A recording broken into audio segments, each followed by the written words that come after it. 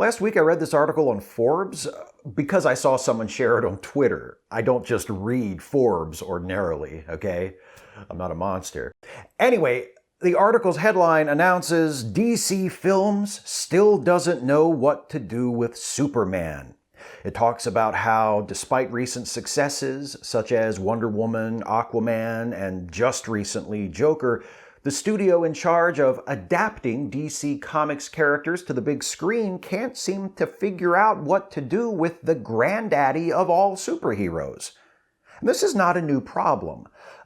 You know what? Let me rephrase that, because what I'm getting ready to tell you is that it's not actually a problem at all. People thinking this is a problem is not a new problem. Better.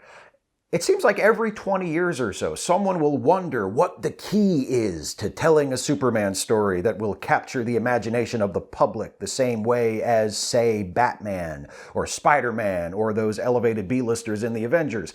It's a recurring problem that each new generation must deal with, like racism or tax reform or how to get fast food restaurants to stop trying to kill us with sugar and meat. The Forbes article and the earlier piece in Variety, to which it often refers, states the question the same way I've seen it phrased since I was a teenager. How can we make Superman relevant to modern audiences? One obvious answer is to read modern Superman comic books. Talk to writers and artists who have made Superman stories in the last few years and see how they handled it. The last 20 years have seen the publication of some of the best Superman stories ever written. Grant Morrison and Frank Quitely's All-Star Superman, Jeff Loeb and Tim Sale's Superman for All Seasons, Joe Kelly, Doug Mahnke, and Lee Barmejo's What's So Funny About Truth, Justice, and the American Way. And those are just the popular ones. I'm sure you could find a lot more inspiration if you went back and looked through the other Superman stories published in the modern era, which you could totally do if you were a stumped DC Films executive, because DC Films is a subsidiary of Warner Brothers, which also owns DC Comics. You can read all the Superman comics you want! Another suggestion might be to ask the producers of the current TV shows based on DC Comics what their secret is, because they seem to be doing just fine. The shows that make up what's called the Arrowverse that have been airing on the CW for the last 8 years or so, Arrow, The Flash, Supergirl, and Legends of Tomorrow being the main ones, alongside Batwoman, which just started this year, and Stargirl, which is set to debut next year, have been doing the exact thing the post-Man of Steel crop of DC movies have largely failed to do. Telling fun, emotionally resonant superhero stories. Stories that have something to say, but that are also entertaining as hell. And wouldn't you know it, the Arrowverse has a Superman. An awesome Superman, played by Tyler Hoechlin. He's one of my favorite Supermans ever. And hey, he and the Arrowverse's version of Lois Lane, played by Elizabeth Tulloch, are getting their own show. So maybe watch that. Because it sure seems like not everyone is at a loss for how to tell Superman stories. By the way, before I go any further, I just want to acknowledge that there are people out there who also think that how to adapt Superman for modern audiences isn't a real problem, but for a very different reason. Those folks think DC Films shouldn't have any trouble adapting Superman because they've already done a good job with the DC Extended Universe version of Superman, the one we've seen in Man of Steel, Batman v Superman: Dawn of Justice, and Justice League. And if any of those people are seeing me right now, I just want to tell you that I respect your right to your opinion, and you're watching the wrong channel. Man of Steel was a pile of garbage. Batman v Superman was an even bigger pile of garbage. I didn't see Justice League, as an explanation for which I refer you to my previous statements, re the films preceding it being piles of garbage. But the consensus seemed to be that Justice League was a slightly smaller, noticeably less noxious pile of garbage, but a pile of garbage nonetheless. Suffice it to say, I'm not a fan of the DCEU in general, nor of its take on Superman in particular. Wonder Woman was good, not great. I haven't seen Aquaman. Shazam was awesome, But when the DCEU Superman showed up at the end, my first thought was, oh, thank God Shazam is there to protect the children in that cafeteria. Because DCEU Superman is the worst! Because he's Zack Snyder's Superman, and Zack Snyder is the worst person you could ever hire to make movies about Superman. No wonder these clueless assholes have no idea what to do with this character. The Variety article reports that Michael B. Jordan has pitched a Superman concept to the studio, which is exciting on the face of it. Michael B. Jordan could be a terrific Superman. It also mentions that there have been discussions with J.J. Abrams, which could go either way. I'm not a J.J. hater. I liked his Star Wars movie. I liked his Star Trek reboot. I think the lens flares are kind of pretty. But once upon a time, he wrote a screenplay for a Superman movie. And it got leaked online, and I read it, and it was terrible. So if it winds up going to JJ, I hope he's got some new ideas. Here's the bottom line as I see it. When you ask the question, how do we make Superman relevant to modern audiences, you're overthinking it. There are certain fundamental characteristics of the Superman character that have been present in almost every iteration, I said almost, you fucking wrecking ball, that, treated properly, make Superman timeless and universal.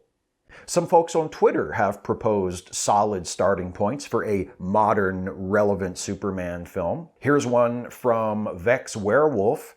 Immigrant, fights for people even though they sometimes reject him, loyal to ideas and not to nations. His most prolific enemy is a megalomaniacal billionaire who becomes the president. Here's another suggestion from First Comic Couple, illustrated by a beautiful page from the story Glasses by Jeff Loveness and Tom Grummett, published earlier this year in DC's anthology Mysteries of Love in Space. Show us a kind, humane, socially conscious Superman who does the right thing not only when he's wearing the blue suit and red cape, but when he's Clark Kent as well. Others have suggested playing up Superman as a champion of the people, citing some of the earliest stories published in the comics, which depicted Superman taking on slumlords and other villains who exploit workers and the poor, or the famous storyline from the Superman radio show, which saw Supes take on the Ku Klux Klan, which was also the inspiration for a comic book story published this year, Superman Smashes the Klan, by Jean Luen Yang and Guri Hiru. Superman fighting white supremacists. Sure seems relevant to modern audiences, given, everything. I think those are all great ideas. I have a few suggestions of my own. Make Lois a strong character in her own right, not just a foil/love interest for Supes. Don't treat the supporting cast, especially Perry White and Jimmy Olsen, as afterthoughts. Don't shoot a single frame of film depicting Krypton, because Krypton is backstory, and it was only in Richard Donner's movie as an excuse to put Marlon Brando in the movie, and it's boring and pointless and only there to explain why Superman has superpowers. Krypton blew up. It's gone. Tell me about Metropolis instead. And don't make a 2.5-hour movie that starts with 30 minutes on Krypton. I don't care about Krypton. But regardless of what your angle on Superman is, what matters the most for him is the same thing that matters the most when it comes to any other character. What's the story? Stop trying to make Superman relevant or make Superman cool. Overcompensation driven by embarrassment of the source material is one of the things that resulted in the DCEU getting off to such a grim, depressing start. We're going to do Superman, but he's going to be gritty and conflicted, which I guess means he's ambivalent about using his powers to help people, and he has to break a villain's neck with his bare hands before he realizes killing is bad. A superhero. Stop overthinking it, stop pretending that he's not a comic book character, and stop acting like this is some kind of impossible to solve puzzle. Hell, Marvel figured it out with the MCU version of Captain America years ago. That's basically Superman. He's honest, he's earnest, he believes in truth and justice, he embodies the stated ideals of America, even if he's the only person on the planet actually trying to practice them. He's a well-rounded character with depth and complexity who has had to make difficult choices and live with the consequences. And most importantly, for you avaricious pigs who run studios, his movies made all the money. So you want to make Superman relevant to modern audiences? It's easy. Find a talented filmmaker, not the guy who loves Ayn Rand and whose best-known work outside of the DCEU is a cinematic ode to fascism, with a take on the character, and let them tell a good Superman story. Because if you make a movie about Superman that people think is good, and lots of people buy tickets to see that movie, and it makes a lot of money, a magical thing will happen. All the hapless dipshits who are now scratching their heads over what to do with Superman will suddenly realize, as they lovingly run their eyes across the box office returns, that Superman has been made relevant again. To paraphrase one of the cinema's great philosophers, ain't it peculiar how success seems to do that very thing?